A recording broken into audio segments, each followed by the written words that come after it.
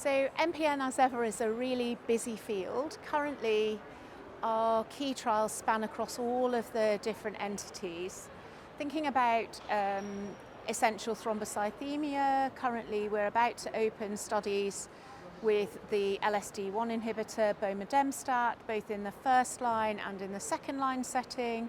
This drug has shown a high degree of efficacy in controlling blood counts, but also symptoms and really interesting molecular data.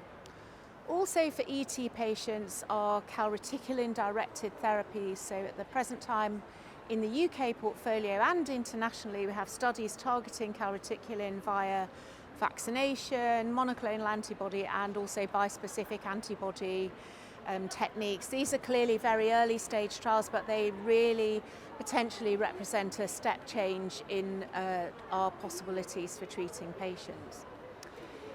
For Polycythemia Vera patients in the UK at present, we have a range of studies looking at targeting a hepcidin, so hepcidin agonists that reduce the need for venesection.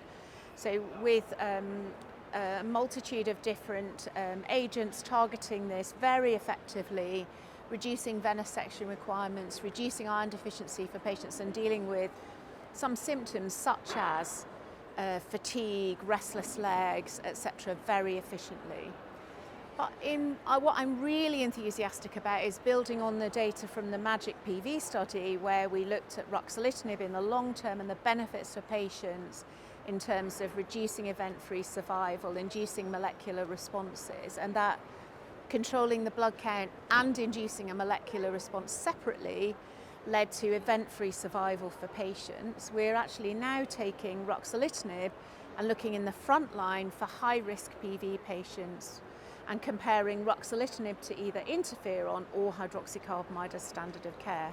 And that's a study that's been carried out as an academic study between the UK and France. It's known as MITHRIDATE.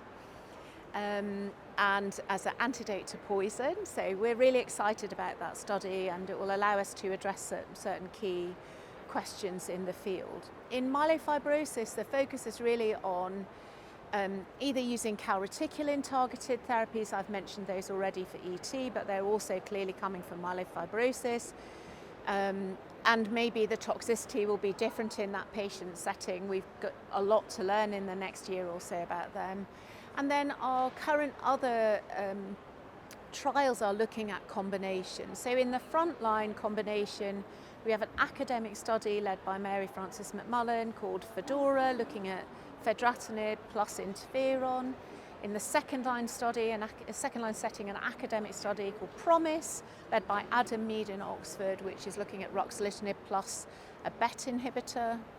And then in terms of commercial studies, we also have several studies, including one with CUR-050, which is looking at anemia.